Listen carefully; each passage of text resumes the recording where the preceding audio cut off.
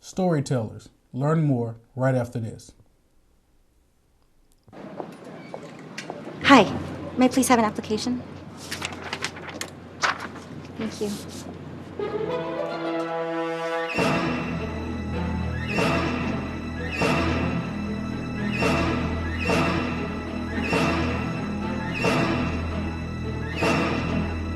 Skip the drama.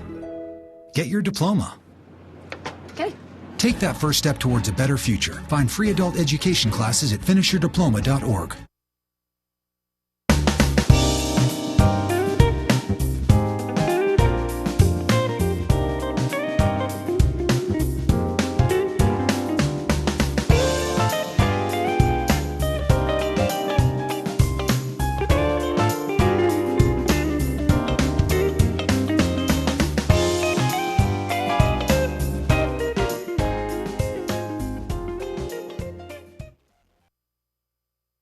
Watch.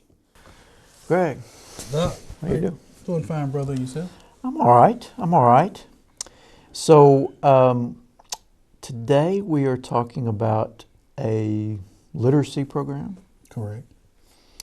and Your area of expertise. well, I was going to say also your area of expertise. No, not really. But You okay. are an educator. You are an educator, Yeah, but and you deal with these issues on a daily I basis. do, but I'm more of a, I see myself as a conduit. I help try to push people into programs that we're going to talk about today. A conduit. Yeah. Well, I like that.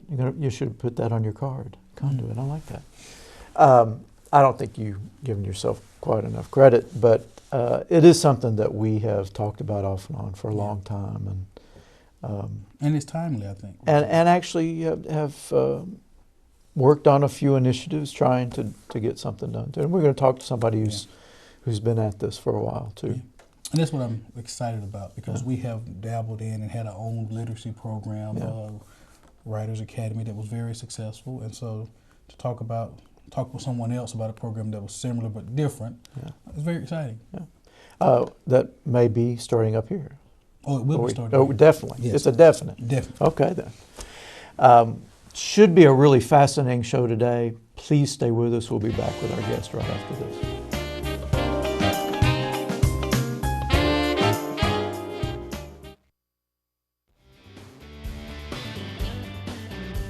I'm transferring to the University of West Georgia. Columbia University. Kennesaw State, UGA, Loyola University in Chicago. Grambling State. Shorter University. I'm going to Greensboro College, and we all got our start at Georgia Highlands. No matter where your educational journey takes you, you can get your start at Georgia Highlands College. Georgia Highlands College. Enroll, engage, excel.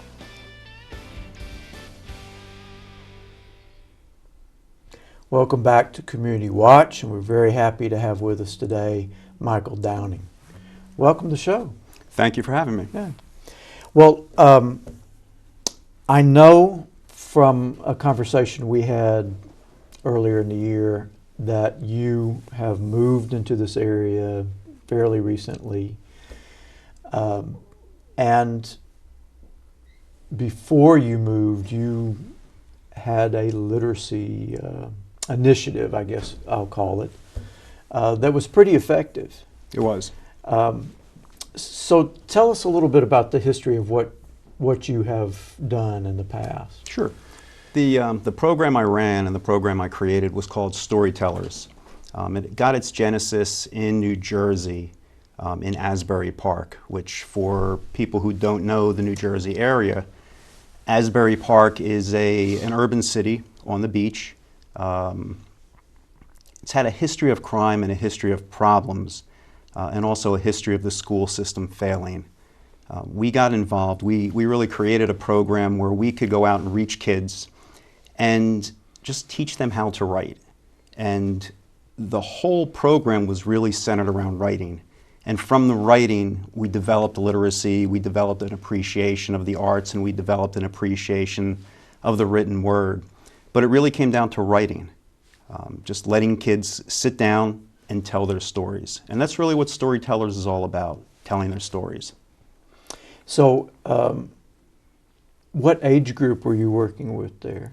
We went across a pretty wide variety of ages. We started at around 8 years old and went up to high school, through senior year in high school. So it was expansive, and there were a lot of issues dealing with different age groups like that. But we were able to focus, and we were able to break it up, and we were able to concentrate on different age groups, middle school, high school, and really spread ourselves across all groups. So Michael, so what was it, what was the impetus behind Storytellers? I mean, what was it about kids telling a story that you felt was therapeutic and would help students in the beginning? Well, I think everybody has a story. And I think one of the things I wanted to do was really teach self-esteem through self-expression. But when you, I'm a writer. And so as I write, as I talk to people, as I gather research, as I go to schools, you see that there are a number of kids who are marginalized or who are falling out of the system, who aren't getting the attention they need for whatever reason. But they have a story. They have something inside them that's important. I really wanted to work with those kids and let them get their stories out. Let them tell a little bit about themselves, whether it was in fiction, poetry, song. Everybody has something inside them. And that's really what I wanted to bring out. And that's really what I wanted them to express. So I guess what I'm hearing is that really for you, it was about writing as a mechanism for them to really discover who they were and share that with everybody else. Exactly. Exactly. I'm curious. I mean, it seems since you are a writer yourself, it seems like a natural thing for you, a way for you to approach the issue. But what made you want to deal with it initially? I mean, what made you want to do the community service? You know, I think part of it is age. You know, I grew up in the 60s, so some of my heroes were Bobby Kennedy and Martin Luther King. And I remember, in particular, Bobby Kennedy going into the Appalachians at one point and looking at the poverty and the levels of illiteracy there and all the problems and saying, this is wrong. We have to fix this. So the feeling of we have to fix this has always been with me throughout my life. And as I've written, as I've watched education, as I've watched society, I noticed and I've seen that kids don't always know how to read. And literacy is a huge problem. And without the ability to read, without the ability to write, without the ability to understand what you have on a piece of paper, your chances of success in life are limited. So I wanted to make a difference. And I'm not an educator. I have the utmost respect for educators, not just because I'm sitting here with some, but it's a very, very hard job. But I thought that I could approach this from a different angle, that I could work with kids on a little bit more of a guerrilla basis, you know, where I could really sit down with them and there aren't the same kind of rules, there aren't the same kind of structure, there aren't grades. You know, this is really about just sitting down with the kids and letting them tell who they are and what their story is. And it's a different approach. You know, it's interesting because I do, as an educator, I think that is part of the model we have to start looking at, that if we truly want to reform education, we have to realize education comes in certain forms. It's not all just formal in the school. Right. That you need community people willing to give their time to help in areas where they have strengths, so that students are constantly being educated, in a sense, through different mediums and through different activities.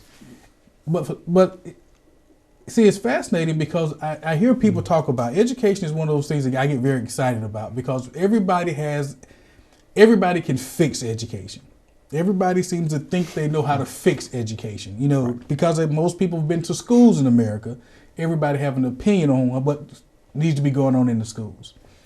But very few people are willing to do what you're talking about, giving of your own time to help with a problem.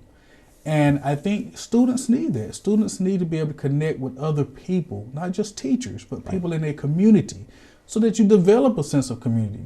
You develop those relationships that are so pertinent to the success in all of our lives. And so that's what I was fascinated in talking to you about, is that hey, let's just talk about it. And from an educational standpoint, I have these frameworks which I think, and you was like, I don't even, if they can't even write, Greg, just tell me the story. Right. I'll write it down. I just Right. want them to tell the story. I'm not so concerned with the writing. We can get to that later. Exactly. I just first, and so it kind of espouse on that because I think that is like really different from most what we think in education. It is, and we don't get hung up on, sentence structure and verbs and nouns. I just want to know the story. And to your point, in one of the programs that I ran back in New Jersey, we had a boy who really had a hard time expressing himself. Physically writing. And what we did is we sat him down and I said, just tell me your story. And somebody wrote it down. We cleaned it up, we worked with him, and we brought out his story in a way that maybe he wasn't able to get it out in more traditional structure. And that's really what Storytellers is going to be about. That's really about getting the kids to sit down and tell their story by any means possible. With the programs that you developed before you moved south, I'm curious if were you able to measure in any way the effect that your program had on the students otherwise in school? Not formally, but informally, yes. I had parents talk to me. I talked to some of the teachers of the different kids in the programs who said that not only did their rates of absenteeism fall, but they were enthusiastic about what they were doing. They showed more effort and energy in their classes. They took an active role in reading, whereas before the program, they were a little bit more hands-off. They were that kid in the back of the class who really wasn't engaged. And as we started to work with them, as it started to become fun for them, they took a more active role in seeking out different stories in different books. I had one mother whose son was dyslexic who was in the program. And when we finished one of the sessions, the 12-week sessions, came up and had tears in her eyes and said, for the first time, he enjoys school. He doesn't feel like an outcast. So I didn't have formal measurements, but I had word of mouth and I had feel. And to me, that was just as important. And so after school program weekend? We did it weekends. It depends on the parameters. Mm-hmm. We found that weekends worked best. We took Saturday mornings and we carved out a 2-hour section of Saturday mornings every other week for the program. And we ran it year round. It was, and this is a town that's at the beach. So we had a it says something about the program that Saturday mornings in the summer, we still had kids coming to the program. My rate of attendance was about 90%. I rarely lost kids. We engaged them, we pulled them in. Mm-hmm. It caused problems for their parents or their mentors in terms of balancing out activities versus the writing program, but they all made it work. Well, why do you think it was that popular with them? I mean, since you didn't tie a grade to it, or part of it was no rules. Yeah, no rules. Yeah. That was the first real thing that we said on the first day. There are no rules about what we're going to do here, and that lack of structure actually created a structure, and it gave them the ability to be enthusiastic. They weren't looking over their shoulder. They weren't worrying that if I don't write this correctly, I'm not going to pass the class. They could go off and really channel their creativity in a lot of different ways. And I'm assuming you saw a lot of improvement. I did. I know you have a lot of experience in this area, but it almost seems to me that sometimes in education we really stifle creativity and we forget how powerful creativity can be. And that is one of the things that I loved about the work you've always done. When we would be working together, I'm like, this just really doesn't.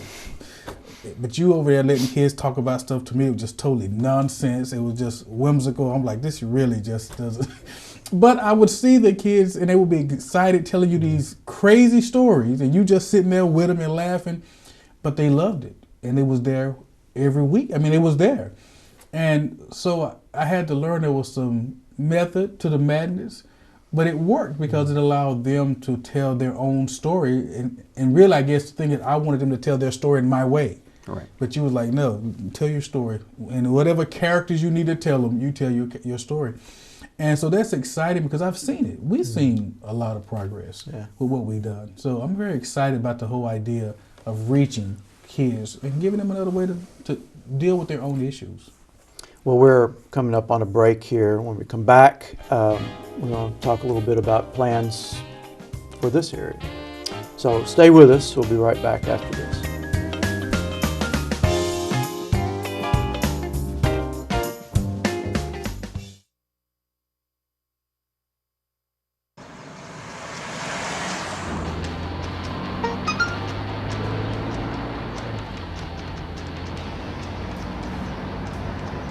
The average text takes your eyes off the road for nearly 5 seconds.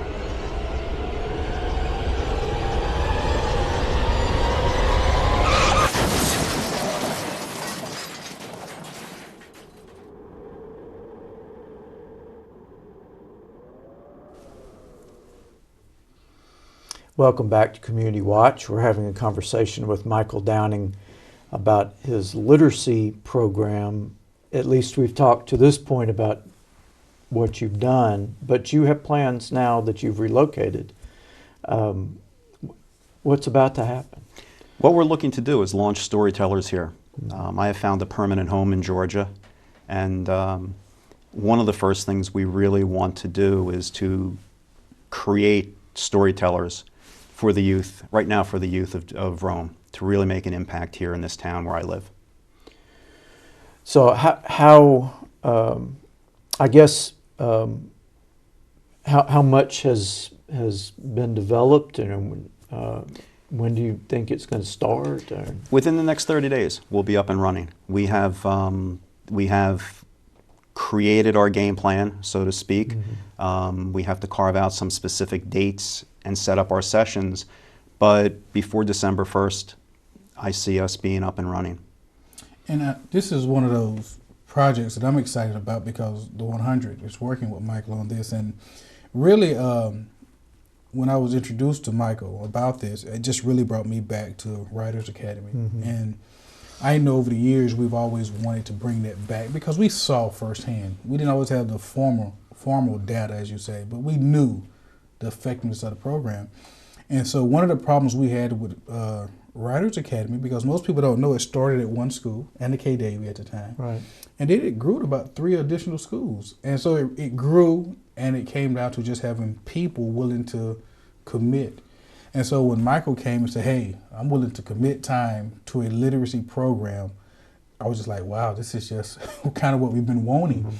And then he was like, I'm not afraid to work with older kids, that teen age, that a lot of people don't want to really deal with teen boys, I find. You know, a lot of people are intimidated by young men and those teenagers.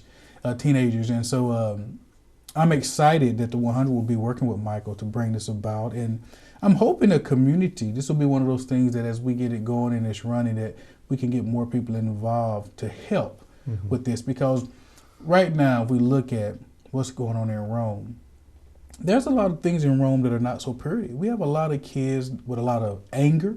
We're seeing this anger come out in the form of violence. We're seeing this violence leading to deaths, murders. And I just believe that some of this can be addressed through creative programs such as this, where we're allowing students to tell their stories and get help. Because when you tell your story, I think it allows people to see what you're dealing with, and then it makes it more possible for people to assist and help you.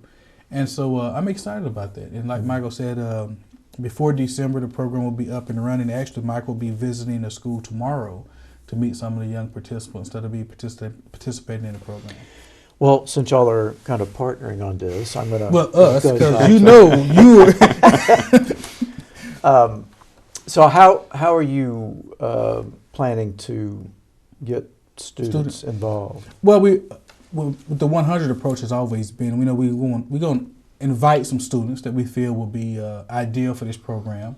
And we'll also put it out. We don't want too many kids in the beginning. We know we kind of want to limit it to get it started. So we'll invite some students that we think would really benefit from the program. Like I said, as an educator, I get to work, and the president of 100, I get to work with a lot of young students, males and females, and a lot of them actually like writing. And I think some people are surprised. You know, just recently, the winner of the One Book, Many Voices was a student from the PLC. We tend to think of students like that, not necessarily star students, but here the students clearly have the ability.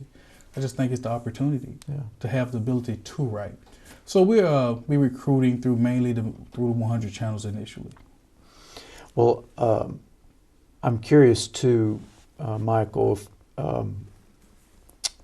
do you have, when you work with the students, do you have any kind of, I guess, established curriculum, or do you kind of create something for the student you get to know, or is it, how does it work for you? It's a little, it's like surfing, you know, it's riding the wave. You know, I'll come in with a curriculum, I'll come in with a game plan and a lesson plan, and there is a little bit of a structure, but there have been times where I'll throw it out the window, you know, depending on how we work and what the kids are interested in. Generally, every session starts with some group activities where we do some things, where we work on different prompts. We write stories together, and then from there, we go off and do some individual work too. But there are times that I've seen in the past, and there are times that I know in the future, the group activities may just take a certain direction that will throw everything out the window.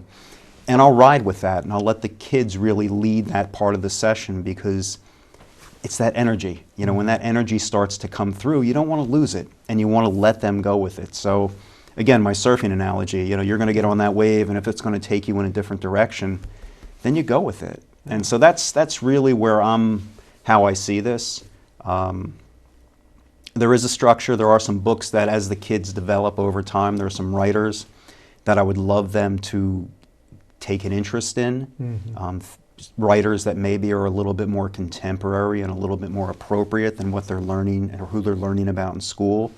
So again, there is structure, there is a curriculum, but it's also feel, you know, and I think each group, each session, the students will really dictate how we go. Also, I was wondering, is there a plan at all for, you know, for readings or maybe publications of the work? Have y'all talked about that at all? One of the things we did successfully back in New Jersey is we had a book signing after the first year of 3 sessions, and each session was anywhere from 12 to 15 weeks. But after the first year, what we did is we took all the stories and we put them together, we edited, we found stories that worked, and we put them together in a book. And we published the book at the end of the year, and we had an author signing where we had a party where the kids were there, where they could sign copies of their books, where the public and the community could come and engage with them and see who they were and what they were doing. I would like to do the same thing here too. I'd really like to bring that back to the community and let the community get more involved, as Greg said. Let them take an interest in who these kids are and what their stories are. And let them see all parts of Rome, you know, not just the little bits and pieces that they know. Let's see who is out there, and let's see these kids, and let's hear their voices. You know, I know when we would have the readings back with Writers Academy, that was often a time where you could see the pride of the work. Yep. Is that something that you experienced as well? Very much so. You know, I took kids who really were afraid to stand up in front of their class. And again, self-esteem through self-expression. We really teach them confidence, teach them to have a little bit of strength and to have that confidence in their own ability, to feel comfortable to get up in front of other kids, to get up in front of their peers and talk about something that they did, something that they created. And it'll come in time. And I think it's a huge part of what we do, and it's a huge part of helping them find success. You know, you talk about that pride, but I remember also, you know, it was very well attended by the community and parents. And you would see the pride in the parents, right, just as much as the student. And that's one of the things I'm excited about this program is that because I think, you know, if when your parent, a lot of times for a lot of the students that we work with, a lot of them never get praise unless it's on an athletic field of some sort. Right. You know, they get praised for football, basketball, or some kind of athletic prowess. They get that, but very seldom they get praised for academic type activities. And with Writers Academy, we will see that parents here now encouraging kids, and they are proud of their kids. And we had the publications, and the kids were proud of what they had. And I think that you know, through self-expression, self-esteem through self-expression, I think it really helped build better relationships between children and parents who may struggle. Right. Because every parent-child relationship is not ideal. But this is one of those things I think parents are proud of, can be proud of, and it's one of those areas they can share. I agree with that, and I think if you take the grades, what worked well for us is you take the grade away from the program. So there's no A, B, C, there's no F. Now you're just dealing with the writing, and now you're just dealing with the story. And the parents are looking at that and reviewing that and judging that on the quality of the writing. It puts a whole different perspective on it, and I think it gives them a better appreciation of what their kids are doing. Yeah. I know when we first started our program, and we asked for students to be recommended to the program, the initial thought of the schools was to gather up their best writers, and it took a long time to get them to understand that it's really not what we wanted at all. You know, they also wanted to, based upon the standards or something. You know. Yeah, that was tough. So I'm guessing that is also something that's not important to you. With your reaching out to a group of kids. Exactly. I want the kids who fall through the cracks. I want the kids who are on the border of, who are maybe thinking about dropping out, who are having problems, who are struggling, who aren't being heard. You know, I think an A student is going to be an A student, and they're not going to get out of this what the kid who isn't an A student will get out of it. You know, I want that young man, I want that young girl who wants to be heard, just doesn't have an outlet for it. Mm-hmm. You know, I want to take him or her and take them off the fringe and kind of move them ahead. That to me is really what it's all about. Right. Well, we're coming up on another break here. When we come back, we'll give you a little particulars and maybe some contact information. So stay with us. We'll be right back after this.